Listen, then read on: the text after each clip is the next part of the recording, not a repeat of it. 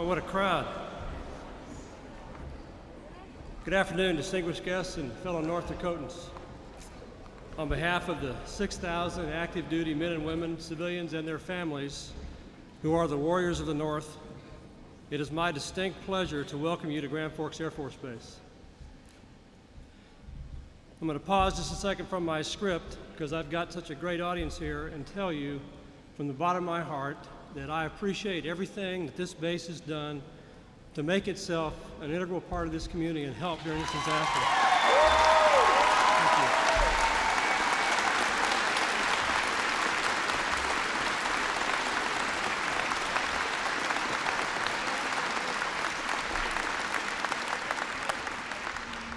you. The winter and spring of '97 has been long and an arduous journey, one whose memories have been burned into the minds of all of us. 8 blizzards, topped off by Hannah, who crippled the plains with her icy fury just a surprising few weeks ago. And the spring. We thought we knew the threat the spring would bring to this bountiful region of America. But no one, absolutely no one, could have imagined the full force of nature's fury that would be unleashed on this region. Well, we all know now. We can see it, we can feel it, and it weighs heavily on all our hearts. But our plight has unleashed another force, the compassion and the character of the American people, particularly those here in North Dakota.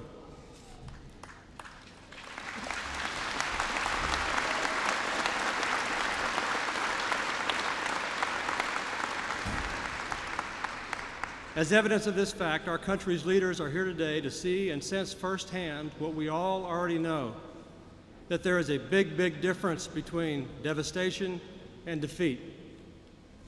Ladies and gentlemen, it is with great pride and honor that I'm able to introduce the President of the United States, President Bill Clinton.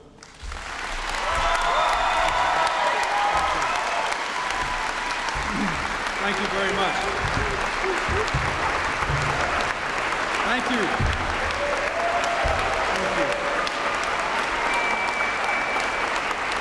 Thank you.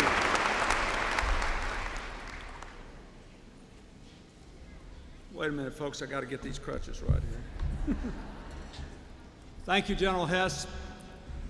Let me begin by thanking everyone who is a part of the Grand Forks Air Force Base for what you do for our national security, and especially for what you have done to support the people of the Grand Forks communities in these last few days. I'm very proud of you. Thank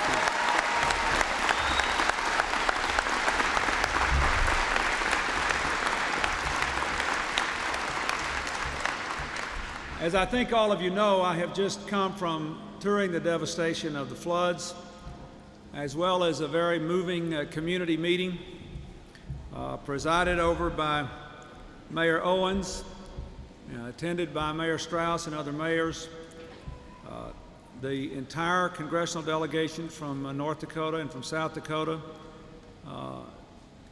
Senator Grams and Senator Wellstone from Minnesota, Congressman Colin Peterson from Minnesota, and the governors of North Dakota and Minnesota.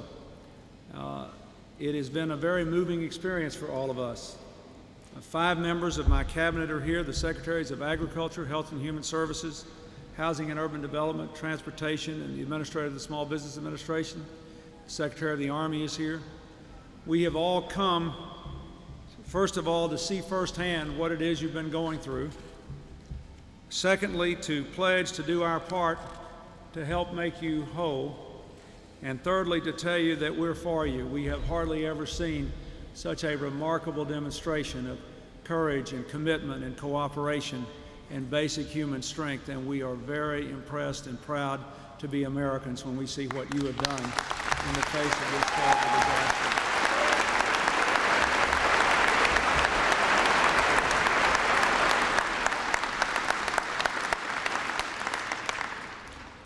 We know that this rebuilding is going to be a long-term prospect, and we also know that there are some very immediate and pressing human needs that many people have. Before I left this morning, I took some steps I wanted to tell you about. First, I authorized James Lee Witt and the Federal Emergency Management Agency to provide 100% of the direct federal assistance for all the emergency work that will be undertaken here.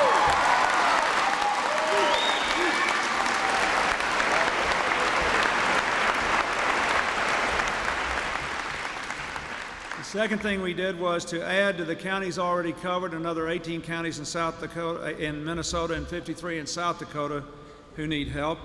The third thing I did was to ask Congress to approve another $200 million in emergency funds for North Dakota, South Dakota, and Minnesota.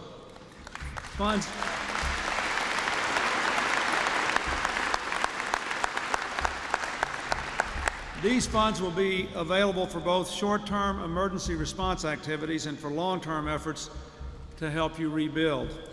If approved, this action will bring to $488 million the total amount of disaster assistance that I have requested for the people of these 3 states. Now, let me say I say again, I know there are short-term immediate concerns. People who need a place to sleep, people who don't know where their next check is coming from, even people who don't have access to basic sanitary facilities except here on the air base. We are working to restore those things with your local community folks, and we had some specific talks about what we could do to get proper housing available while you're rebuilding your communities. That's up there. Anybody hurt? Well, we've had a fire, a flood, a blizzard. I guess we can take it, God.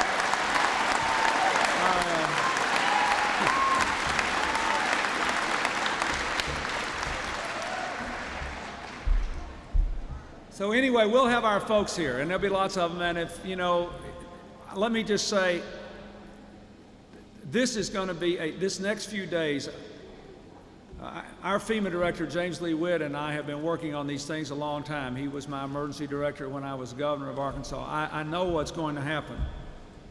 I've been through floods and tornadoes and terrible losses. The next few days are going to be very, very hard on a lot of people. A lot of you who've been very, very brave and courageous and helped your friends and neighbors it's going to sink in on you what you have been through and what has been lost. And I want to encourage all of you to really look out for each other in the next few days and be sensitive to the enormous emotional pressures that some of you will feel, and also kind of be good to yourselves. Understand you don't have to be ashamed if you're heartbroken. But it's going to be tough in the next few days. But I also want you to feel very resolute about the long run. I have asked Director Witt to head an interagency task force to develop a long-term plan for what our responsibilities are to help you rebuild and be stronger and better than ever. And believe me, it may be hard to believe now, but you can rebuild stronger and better than ever, and we're going to help you do that. And we want you to keep your eyes on that future.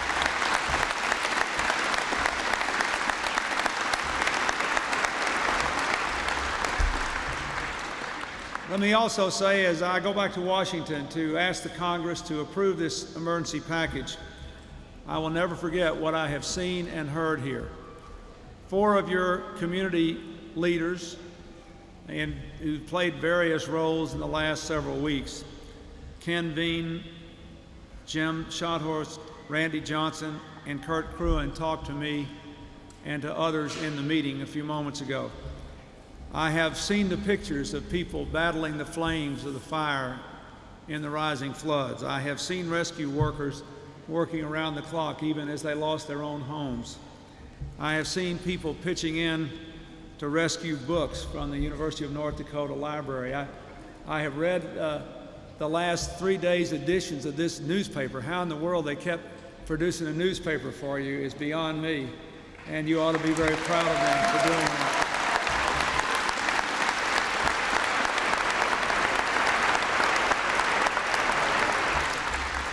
I read this morning that there's a message board right here that's covered with Authors for Free Housing all around, and that's the kind of spirit that will get everyone through this.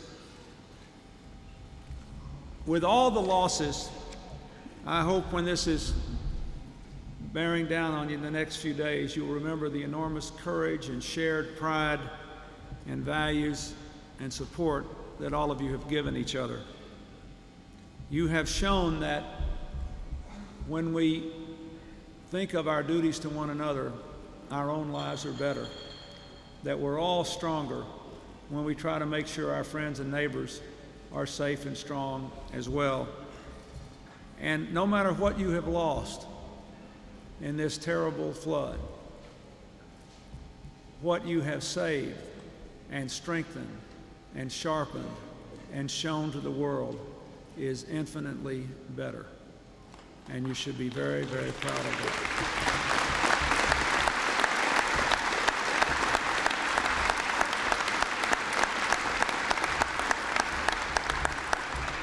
I saw something your mayor said the other day that struck me in particular. She said, "What makes a community a place to live in is not the buildings, it's the people, the spirit and faith that are in those people.